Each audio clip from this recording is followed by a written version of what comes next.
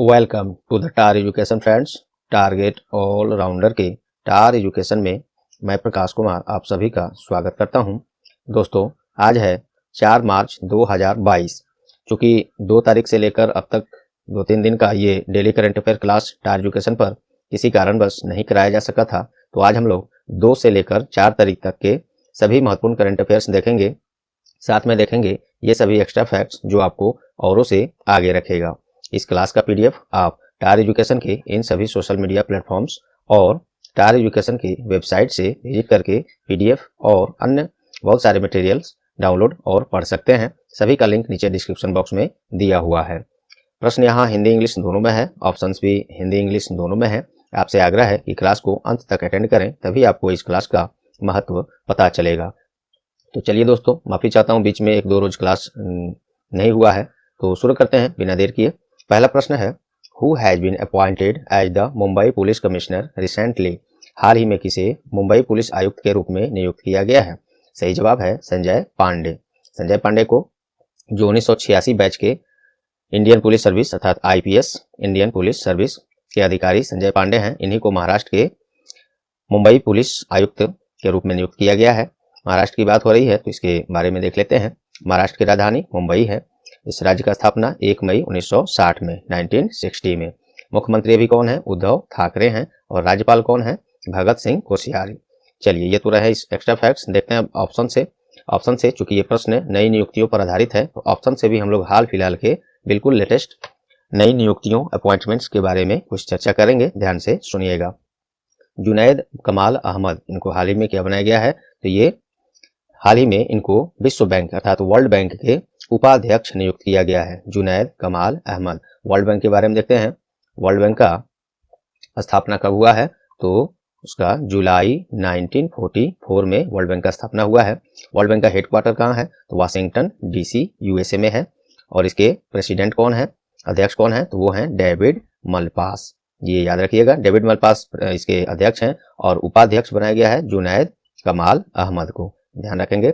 चलिए, दिनेश प्रसाद सकलानी, इनको हाल ही में एनसीईआरटी के डायरेक्टर अर्थात निदेशक बनाए गए हैं। दिनेश प्रसाद सकलानी को एनसीईआरटी अर्थात national council of education research and training, ये इसका फुल फॉर्म है। इसका स्थापना कब हुआ? 1961 में।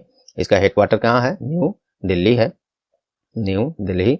और इसके डायरेक्टर बना दिए गए हैं दिनेश प्रसाद सकलानी को अर्थात निदेशक। एम जगदेश कुमार, इनको क्या बनाया गया है? हाल ही में यूजीसी अर्थात यूनिवर्सिटी ग्रांट कमीशन, हिंदी में बोले तो विश्वविद्यालय अनुदान आयोग, इसके अध्यक्ष किनको बनाया गया? एम जगदेश कुमार को। यूजीसी की स्थापना 28 दिसंबर 1953 में। इसका भी हेडक्वार्टर न्यू दिल्ली है और चेयरमैन हो गए इसके एम जगदेश कुमार। एम का इनका पूरा नाम है मम्मी दाला जगदेश कुमार, ये याद रखेंगे। तो दोस्तों, पहले प्रश्न से ये सारे एक्स्ट्रा फैक्ट्स, ऑप्शन से ये सारे एक्स्ट्रा फैक्ट्स हमने आपको दिया। उम्मीद करता हूँ ये आपको पसंद आए होंगे, परीक्षा उपयोगी लगे होंगे। यदि लगे हैं तो प्लीज़ अभी लाइक बटन दबा दें और अंत में इस क्लास खत्म होने के बाद कर लेने के बाद इसे अपना कुछ सेकेंड्स देकर अपने अन्य एजुकेशनल जो भी ग्रुप्स हैं, व्हाट्सअप, फेसबुक, टेलीग्राम, जहाँ भी, वहाँ इसे शेयर जरूर करें दोस्तों। और चैनल पर आप नए हैं या चैनल को अब तक सब्सक्राइब नहीं किए हैं तो भी सब्सक्राइब बटन दबा दें और साथ में बेल आइकन भी दबा दें। इतना आपसे अपेक्षा मैं दोस्तों करता हूं। चलिए, नेक्स्ट क्वेश्चन देखा जाए। दूसरा प्रश्न है, वेयर हैज द हेरात उत्सव बीन सेलिब्रेटेड रिसेंटली। हाल ही में कहाँ हेरात उत्सव मनाया गया है? सही जवाब है जम्मू कश्मीर।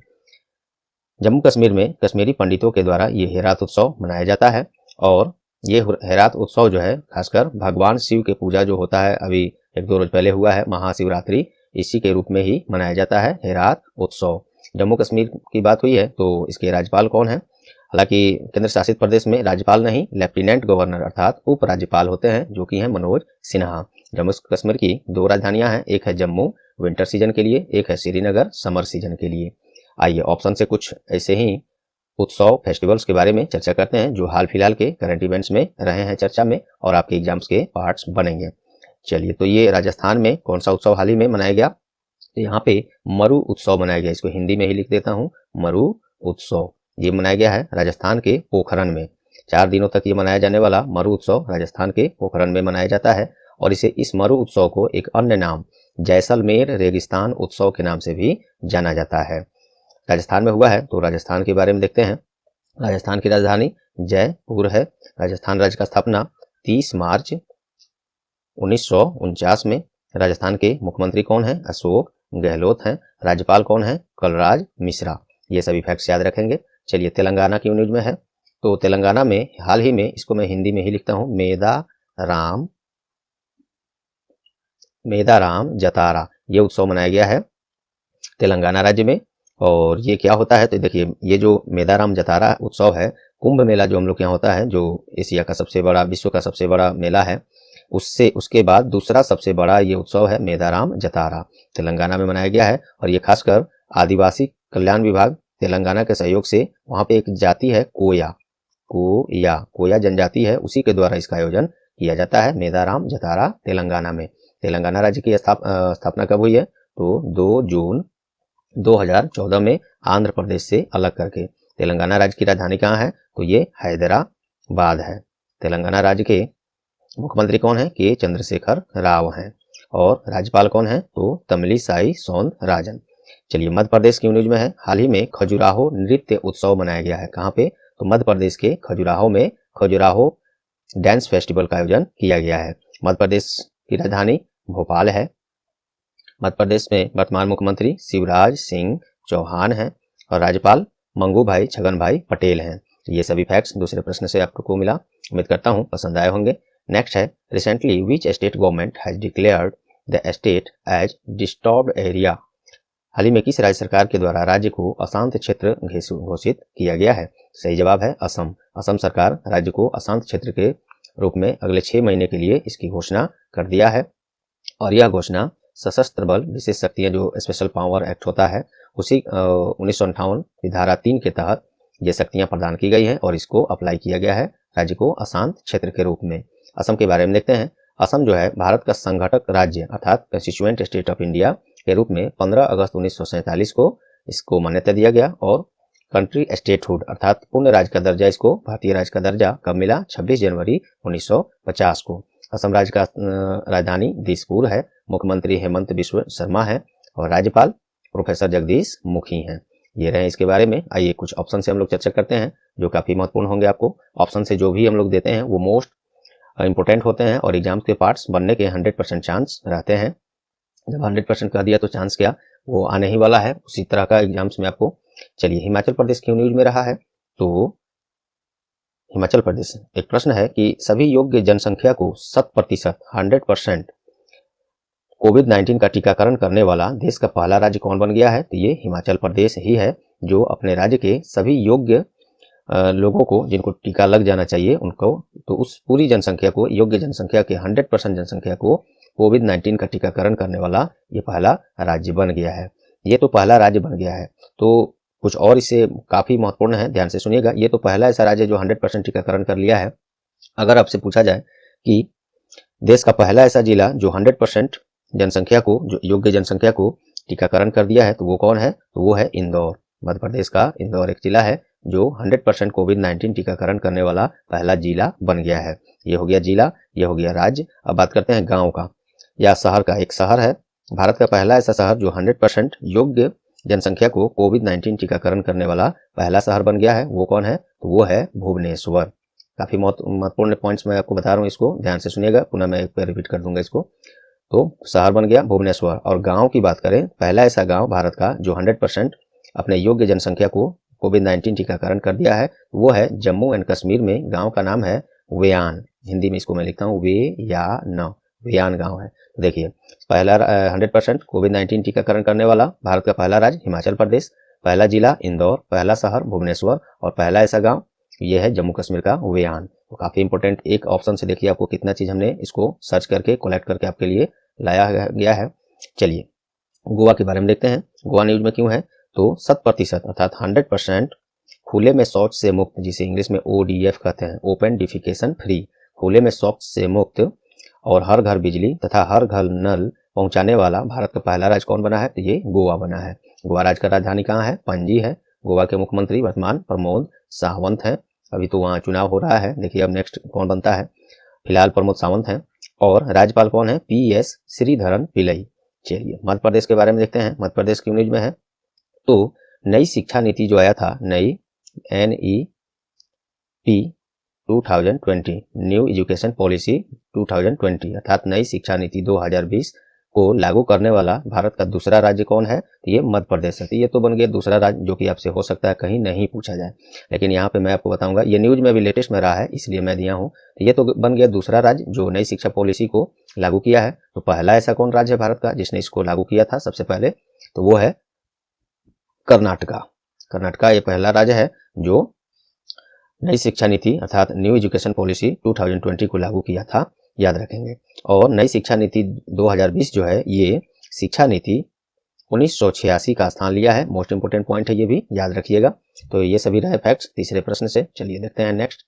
चौथा प्रश्न है, what is the rank of India in the recently released the wealth report 2022 among the countries with the largest number of billionaires.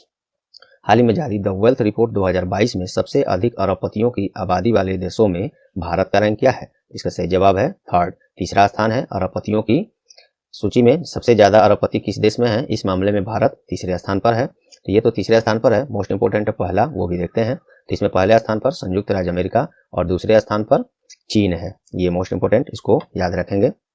चलिए ऑप्शन से देखते हैं कुछ। और ये जारी किसने किया था द वेल्थ रिपोर्ट 2022? तो ये नाइट फ्रैंक के द्वारा जारी किया गया था। चलिए और ऑप्शन से देखते हैं चौथा रैंक क्या है, किसमें है, किसका है?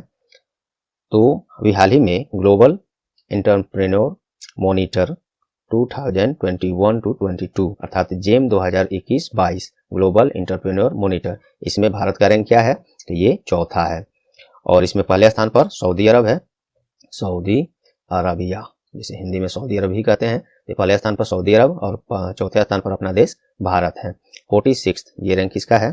तो हाल ही में इकोनॉमिक इंटेलिजेंस यूनिट द्वारा जारी 165 देशों की जो निकाला गया था सूची, डेमोक्रेसी इंडेक्स 2021 डेमोक्रेसी इंडेक्स 2021 में भारत का रैंक क्या है? ये 46 है, 46वां है। और इसमें पहले स्थान पर कौन है? तो वो है नॉर्वे। नॉर्वे है पहले स्थान पर डेमोक्रेसी इंडेक्स और भारत है 46। 50वां रैंक क्या है, किसमें है? तो हाल ही में ट्रांसपेरेंसी इंटरनेशनल के भ्रष्टाचार सूचकांक, जिसे इंग्लिश में ट्रांसपेरेंसी इंटरनेशनल करप्शन इंडेक्स कहते हैं, उसमें भारत का रैंक 85 है, 85वां है। और इसमें डेनमार्क ये पहले स्थान पर है भ्रष्टाचार सूचकांक में, इंडेक्स में, इंटरनेशनल करप्शन इंडेक्स में। और तो इसमें 85वां भारत है, डेनमार्क पहले स्थान पर। ये सब याद रखेंगे दोस्तों।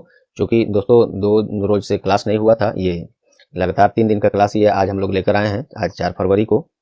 तो इसमें नंबर्स ऑफ क्वेश्चन थोड़ा ज़्यादा हैं, इसलिए MCQs हमने बहुत कम ही फिट किया है ताकि क्लास का ड्यूरेशन ज़्यादा लंबा ना हो। लेकिन आप चिंता न करें, एक्स्ट्रा फैक्ट्स हर प्रश्न में जितने जरूरी हैं वो अवश्य आपको यहाँ पे दिया गया है। चलिए नेक्स्ट देखते हैं। तो on which day zero discrimination day has been observed recently, हाल ही में शून्य भेदभाव दिवस कब मनाया गया है? ये 1 मार्च को मनाया गया है।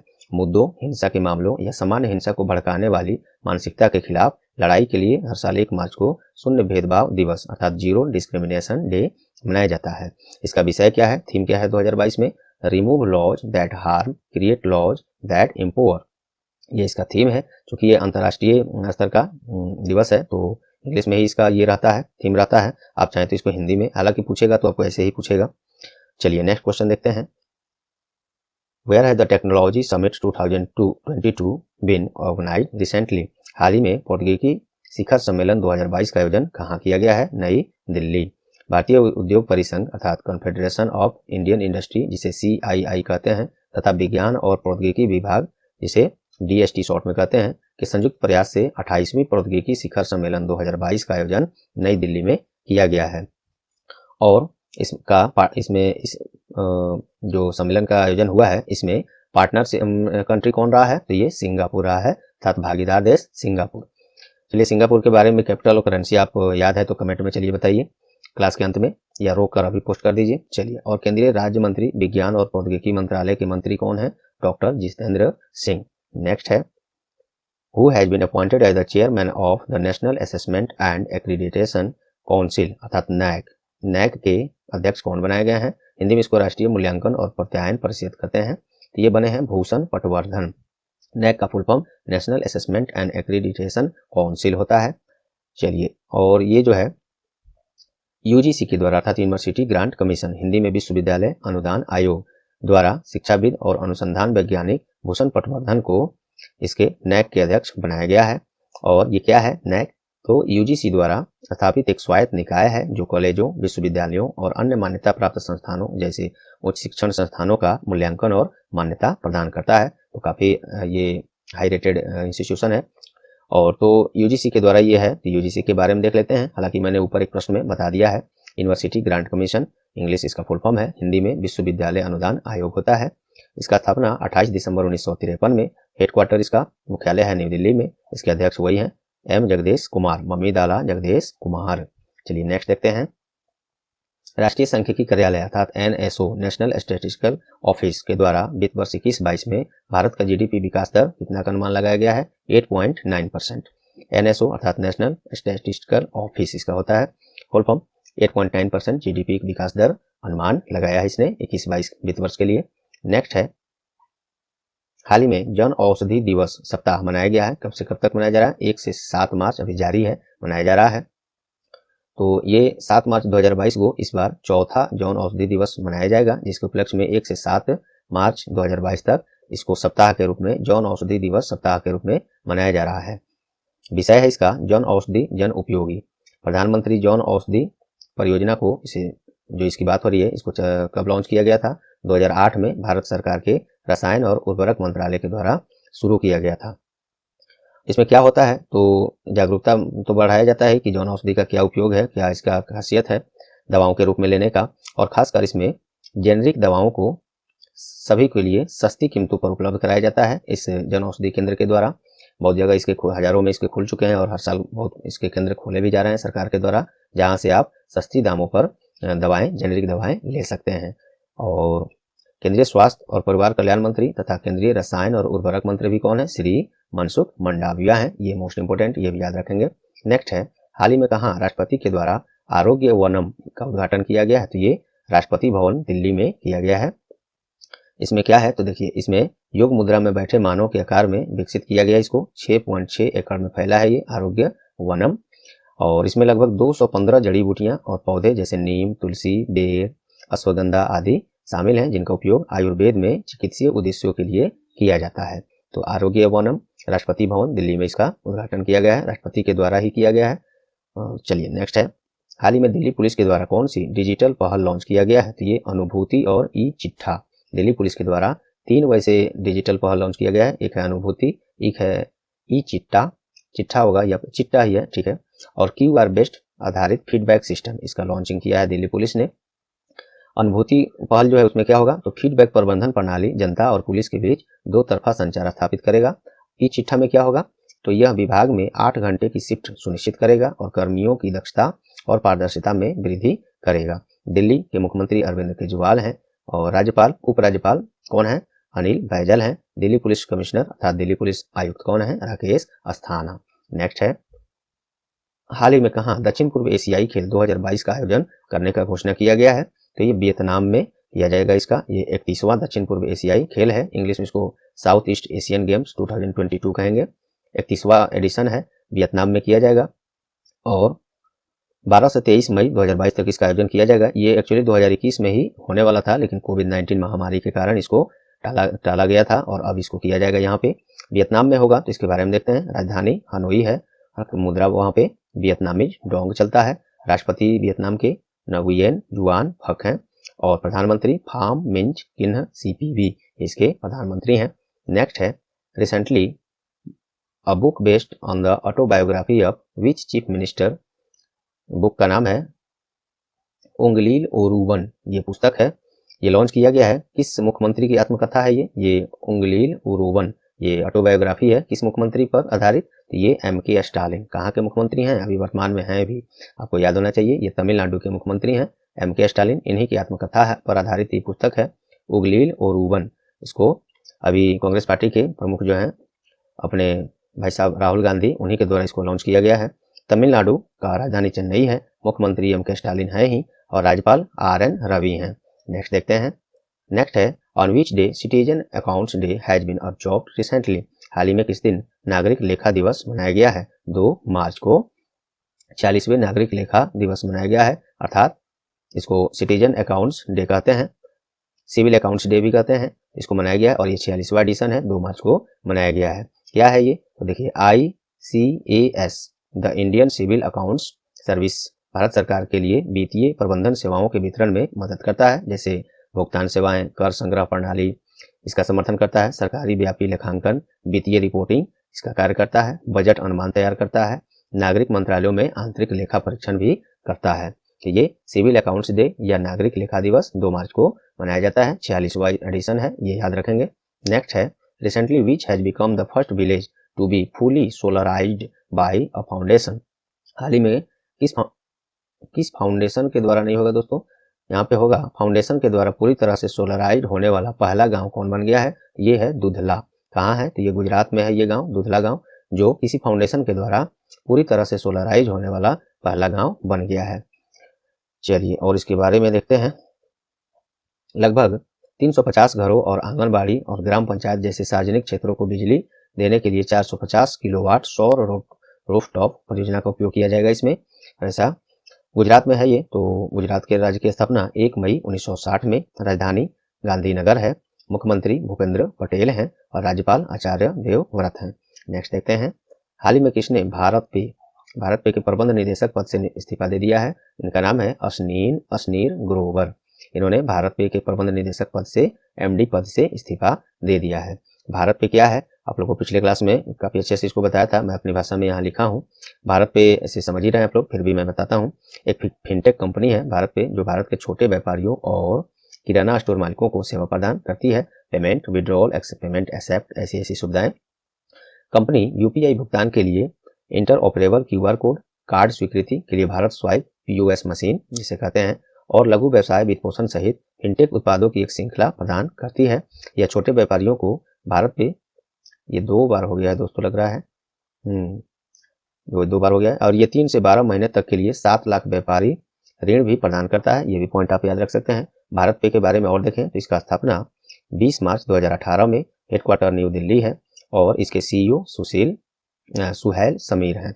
CEO सुशील समीर हैं और MD पद से ये अशनीर ग्रोवर इस्तीफा दे दिए हैं। नेक्स्ट देखते हैं, हाल ही में जारी पुस्तक द मिलेनियम योगी किनके द्वारा लिखा गया है? ये दीपम चटर्जी के द्वारा लिखा गया है। ये भारतीय सेना के पूर्व कप्तान हैं दीपम चटर्जी। इन्हीं के द्वारा the millennium Yogi a modern day about reclaiming one's life, ये पुस्तक का नाम है, इनके द्वारा लिखा गया है। और यह पुस्तक जो है जयशंकर प्रसाद के बारे में बताती है, जिनकी एक उद्यमी के रूप में अपनी यात्रा में एक अस्पष्ट लेकिन व्यापारिक वृद्धि हुई है। चलिए नेक्स्ट है, हाल ही में किस टीम ने प्रो कबड्डी लीग अर्थात KPL का फाइनल मुकाबला जीता है? तो दबंग दिल्ली ने पटना पायरेट्स को हराकर प्रो कबड्डी लीग का फाइनल मुकाबला जीत लिया है और इसका आयोजन कर्नाटक के बेंगलुरु में किया गया था, ये भी याद रखेंगे। नेक्स्ट है, on which day world civil defence day अर्थात विश्व नागरिक सुरक्षा दिवस कब मनाया गया है? 1 मार्च को मनाया गया है। इसमें नागरिक सुरक्षा के महत्व, इसके लिए अपने प्राणों की आहुति देने वाले कर्मियों को सम्मानित करने के लिए यह दिवस मनाया जाता है, विश्व नागरिक सुरक्षा दिवस अर्थात वर्ल्ड सिविल डिफेंस डे। यह दिवस का विशेष उद्देश्य की बात करें तो नागरिक सुरक्षा, नागरिक रक्षा और आपातकालीन प्रबंधन के बारे में जन जागरूकता बढ़ाना है, ताकि किसी आपात स्थिति में नागरिक खुद को बचाने और आपदा के जोखिम को कम करने के लिए बेहतर तरीके से तैयार रह सकें। इसका विषय है विश्व नागरिक सुरक्षा दिवस का थीम है सिविल प्रोटेक्शन एंड, बहुत लंबा है ये, आपको एग्जाम में आएगा हालांकि नहीं, लेकिन आपको ध्यान में रखना चाहिए, हो सकता है इसमें से कुछ पॉइंट्स दे दे। तो civil protection and management of displaced populations in the face of disasters and crisis, the role of volunteers and the fight against the pandemic, ये इसका थीम रहा है, याद रखेंगे। नेक्स्ट देखते हैं, महिलाओं के प्रति हो रहे हिंसा को रोकने के लिए कौन सी प्रोजेक्ट लॉन्च किया गया है? तो ये स्त्री रक्षा प्रोजेक्ट हाल ही में महिला और बाल विकास मंत्री के द्वारा लॉन्च किया गया है। कौन है महिला और बाल विकास मंत्री? स्मृति जुबिन ईरानी है वर्तमान में। स्त्री रक्षा प्रोजेक्ट लॉन्च किया गया है और यह प्रोजेक्ट जो है अत्याचारों का सामना करने वाली महिलाओं को सहायता प्रदान करने के लिए एक, समझिए तो लाइफ स्किल, जिसे इंग्लिश में कह सकते हैं लाइफ स्किल, जीवन कौशल है। और ये मैंने तो बताया ही, केंद्रीय महिला और बाल विकास मंत्री स्मृति ईरानी, इनका पूरा नाम स्मृति जुबिन ईरानी है। चलिए नेक्स्ट है, हाल ही में किस दिन विश्व वन्य जीव दिवस अर्थात वर्ल्ड वाइल्ड लाइफ डे मनाया गया है? तो ये 3 मार्च को मनाया गया है। क्या विषय था इसका, थीम क्या था? तो पारिस्थितिकी तंत्र की बहाली के लिए प्रमुख प्रजातियों को पुनर्प्राप्त करना। इंग्लिश में बोले तो रिकवरिंग की species for ecosystem and restoration. विश्व वन्य जीव दिवस हर साल 3 मार्च को दुनिया के जंगली जीवों और वनस्पतियों के बारे में जागरूकता बढ़ाने के लिए मनाया जाता है। नेक्स्ट है, भारतीय वायुसेना के द्वारा किस नाम से वायुसेना अभ्यास का आयोजन करने का घोषणा किया गया है? तो ये होगा वायुसेना अभ्यास, वायु शक्ति अभ्यास नाम से भारतीय वायुसेना के द्वारा इसका आयोजन किया जाएगा और अभ्यास किया जाएगा। 7 मार्च 2022 को राजस्थान के जैसलमेर जिला के पोखरण जगह है जहाँ पे ये परमाणु परीक्षण भी भारत का यहीं पे हुआ था। कब हुआ था? 1998 में। तो यहीं पे इसका आयोजन किया जाएगा वायु शक्ति अभ्यास का भारतीय वायुसेना के द्वारा, और ये अभ्यास प्रत्येक 3 वर्ष पर किया जाता है। इंडियन एयरफोर्स के बारे में देखते हैं। स्थापना 1 अक्टूबर 1932 में। इंडियन एयरफोर्स चीफ कौन है? तो एयर चीफ मार्शल अभी हैं विवेक राम चौधरी। इनके पहले RKS भदौरिया थे, हो सकता है आपको जरूरत कभी पड़ जाए। चलिए, इंडियन एयरफोर्स के वाइस चीफ कौन है? तो संदीप सिंह है। इंडियन एयरफोर्स डे अर्थात भारतीय वायुसेना दिवस 8 अक्टूबर को मनाया जाता है। इंडियन एयरफोर्स का मोटो क्या है? Touch the sky with glory. Next है, हाल ही में किस बैंक के द्वारा प्रोजेक्ट बैंक सखी शुरू करने का घोषणा हुआ है? ये बैंक ऑफ महाराष्ट्र के द्वारा घोषणा हुआ है प्रोजेक्ट बैंक सखी के बारे में, इसको लॉन्च किया जाएगा। इसमें क्या होगा? तो ऑनलाइन बैंक खाता खोलने महाग्राम और Sunivesh India finance services private limited एक अलग संगठन है, उसके सहयोग से बैंक ऑफ महाराष्ट्र के द्वारा ओडिशा में प्रोजेक्ट बैंक सखी शुरू करने का घोषणा किया गया है। क्या होगा? और इसमें देखें तो प्रोजेक्ट बैंक सखी के द्वारा ऑनलाइन सुविधा के साथ साथ बैंक के द्वारा घर घर जाकर खाता खोलने की सुविधा प्रदान की जाएगी। बैंक ऑफ महाराष्ट्र का स्थापना 16 सितंबर 1935 में, हेडक्वार्टर पुणे है, MD and CEO AS Rajiv है। चलिए, नेक्स्ट है, हाल ही में किस दिन विश्व श्रवण दिवस अर्थात वर्ल्ड हियरिंग डे मनाया गया है? यह 3 मार्च को बनाया गया है। दुनिया भर में बहरेपन, श्रवण हानि को रोकने, कान तथा सुनने की देखभाल को बढ़ावा देने के लिए यह दिवस 3 मार्च को प्रत्येक वर्ष मनाया जाता है, और यह दिवस विश्व स्वास्थ्य संगठन के पहल पर मनाया जाता है। थीम क्या है? विश्व श्रवण दिवस अर्थात वर्ल्ड हियरिंग डे। थीम है, विषय 2022 का है जीवन के लिए सुनना, ध्यान से सुनना। जीवन के लिए सुनना, ध्यान से सुनना इसका थीम है, और ये विश्व स्वास्थ्य संगठन के पहल पर मनाया जाता है। तो देखते हैं इसके बारे में। WHO अर्थात वर्ल्ड हेल्थ ऑर्गेनाइजेशन, स्थापना 7 अप्रैल 1948 को। इसका मुख्यालय स्विट्जरलैंड के जिनेवा में है, और इसके प्रेसिडेंट कौन है? टेड्रोस अधनोम गुब्रेयस, पूरा नाम इनका याद रखेगा। नेक्स्ट है अब क्वेश्चन ऑफ द डे है दोस्तों। इतने सारे क्वेश्चन, ये 2 रोज का क्लास जो हम लोग का नहीं हो पाया था, तो टोटल 24 क्वेश्चन आप लोग के लिए जो भी महत्वपूर्ण थे हमने इसमें दिया। चलिए, क्वेश्चन ऑफ द डे आप देखते हैं आज का। Recently who has been appointed as the first women chairman of the securities and exchange board of India SEBI? हाल ही में किसे भारतीय प्रतिभूति और विनिमय बोर्ड सेबी की पहली महिला अध्यक्ष बनाई गई हैं? तो इसका सही जवाब पिछले क्लास में मैंने बताया था आपको। उम्मीद करूंगा आपको याद होगा। नहीं याद होगा तो पिछली क्लास देखें या गूगल सर्च कर लें कहीं से भी इसको, और याद है तो भी, नहीं तो सर्च करके कमेंट जरूर करें ताकि ये प्रश्न आपको हमेशा के लिए याद हो जाए, क्योंकि मोस्ट इंपोर्टेंट प्रश्न है ये। तो चलिए दोस्तों, उम्मीद करता हूँ आज का क्लास आप लोग को परीक्षा उपयोगी लगे होंगे। यदि लगे हैं तो प्लीज वीडियो को लाइक कर दें, अभी अपना कुछ सेकंड्स देकर इसे अन्य एजुकेशनल ग्रुप आपकी जहां तक पहुंच है, जो दोस्त लोग तैयारी कर रहे हैं प्रतियोगी परीक्षाओं की, उनके पास अपना कुछ सेकंड्स देकर इसे शेयर जरूर करें दोस्तों। इतनी अपेक्षा आपसे हम करते हैं, आपके सहयोग से ही हम लोग बढ़ पाएंगे।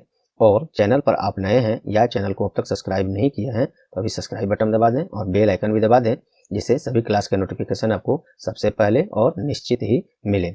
और पहले से सब्सक्राइब कर लिए हैं तो आपको कुछ नहीं करना। आपका बहुत बहुत धन्यवाद। बस लाइक और शेयर जरूर करें दोस्तों। तो चलिए मिलते हैं अगले क्लास में, तब तक के लिए goodbye, all the best.